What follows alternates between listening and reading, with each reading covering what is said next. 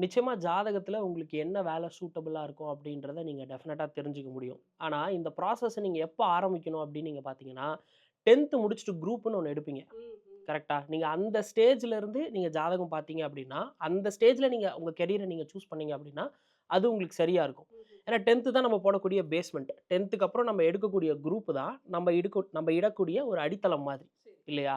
அந்த சமயத்துல என்ன மாரி கரியர் ட்ராக்ல போனா நல்லாருக்கும் அப்படின்றத நீங்க ம். கேட்டு தெரிஞ்சுக்கிட்டீங்க அப்படின்னா, அது உங்களுக்கு ரொம்பவே யூஸ்ஃபுல்லா இருக்கும். ம்ஹ்ம்.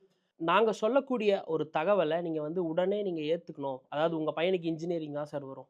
உங்க பையனுக்கு வந்து மேத்ஸ் தான் வரும்.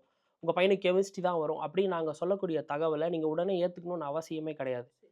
நாங்க வந்து பசங்களோட டேலண்ட்ட சொல்லுவோம். ம்ஹ்ம். குரூப்ப சொல்றத விட, இந்த குரூப் படிங்க, இந்த படிப்ப படிங்கன்னு சொல்றத விட, குழந்தைங்களோட டேலண்ட்ட சொல்லுவோம். ம்ஹ்ம்.